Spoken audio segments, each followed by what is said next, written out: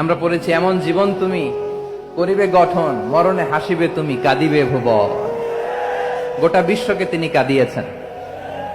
আল্লামা যখন ইন্তেকাল করলেন, আমি তখন মালয়েশিয়া থেকে যুক্তরাষ্ট্রে একটা কনফারেন্সে যোগ দিতে যাচ্ছি, কাতার এয়ারলাইন্সে। মালয়েশিয়া থেকে দোহাতে নামলাম। দোহায় যখন আমার ট্রানজিট, তখন শুনতে পেলাম যে আল্লামা বিদায় নিয়েছেন। সোশ্যাল মিডিয়ায় শুনে বিশ্বাস করতে পারলাম না। মুহূর্তের মধ্যেই মাসুদ সাইদি ভাইকে মেসেজ করলাম, উনি কোনো উত্তর দিতে পারলেন না। মাসুদ ভাইয়ের সাথে যখন কোলাকুলি করি, আমাদের শামীম ভাইয়ের সাথে যখন কোলাকুলি করি, মনে হচ্ছে আল্লামা সাইদির ঘ্রাণ পাই। শরীরটা লিটারালি কাঁপছিল, নিজেকে মানাতে পারছিলাম না, বিশ্বাস করতে পারছিলাম যে আসলে আল্লামা বিদায় নিয়েছেন। ইন দ্য মিন টাইম আমার সেকেন্ড ফ্লাইট, দোহা টু নিউ ইয়র্ক, 12 ঘন্টার ফ্লাইটে উঠলাম।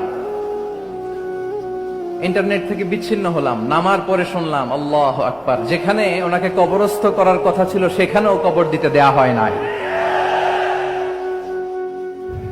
ছবিগুলো দেখতে লাগলাম, হাসি মাখা মুখ, হাসি মাখা নিথর দেহটা, মরণে হাসিবে তুমি, কাঁদিবে ভুবন। From east to west, from north to south, the entire globe, গোটা বিশ্ব ওনার জন্য কেঁদেছে। গোটা বিশ্ব কেঁদেছে, কাবার গিলাফ ধরে ধরে মানুষ চিৎকার করেছে। এর চেয়ে শ্রেষ্ঠ মৃত্যুকার হতে পারে? আমাদের আল্লামার আর কি পাওয়ার ছিল বলেন? আর কি পাওয়ার ছিল?